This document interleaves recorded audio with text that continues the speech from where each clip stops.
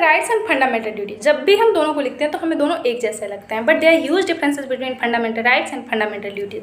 अब क्या है डिफरेंसेस देखिए, तो फंडामेंटल राइट्स हमारे वो राइट्स होते हैं जो हमें अपने कंट्री के लॉ द्वारा भारत का नागरिक होने के नाते मिलता है।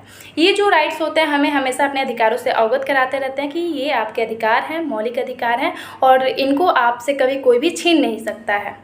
तो वहीं आप बात करें फंडामेंटल ड्यूटीज़ की, तो फंडामेंटल ड्यूटीज़ में आ जाती हैं हमारी रेस्पॉन्सिबिलिटीज़, यानी कि अगर कोई देश आपको कुछ अधिकार दे रहा है तो कुछ रेस्पॉन्सिबिलिटी भी देगा। अब वो रेस्पॉन्सिबिलिटी क्या है? वो रेस्पॉन्सिबिलिटी है जैसे कि आप संविधान का पालन करो, देश की रक्षा करो, उसकी सेवा करो, भारत की संप्रभुता, एकता, अखंडता की रक्षा करो। अगर आप ऐसा करते हो तो देश का विकास होगा।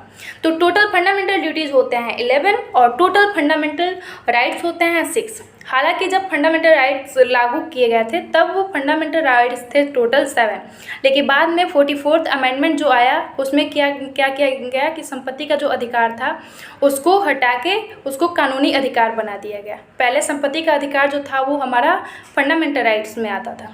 तो अब बात करें कि फंडामेंटल राइट्स कब आया, तो फंडामेंटल राइट तो आया 26 जनवरी 1950 में। तो वहीं अगर बात करें कि फंडामेंटल ड्यूटीज़ की, तो फंडामेंटल ड्यूटीज़ को ऐड किया गया 42nd अमेंडमेंट जो हुआ था, जिसको मिनी कॉन्स्टिट्यूशन के नाम से जाना जाता है। तो स्वर्ण सिंह समिति के सिफारिश पे 42nd अमेंडमेंट 1976 में इसको ऐड किया गया था फंडामेंटल ड्यूटीज़ को।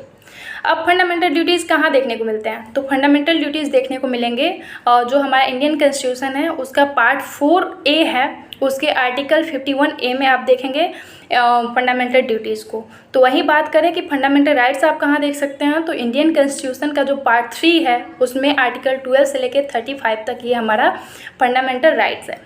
अब इसमें कुछ क्वेश्चन ऐसे आ जाते हैं जैसे कि डॉक्टर भीमराव अंबेडकर थे, उन्होंने आर्टिकल जो 32 है जो राइट टू कॉन्स्टिट्यूशनल रिमेडीज़ है उसको कहा था संविधान का आत्मा। हालांकि ऐसे संविधान का आत्मा कहा जाता है प्रस्तावना को, जो प्रियम्बल है उसको।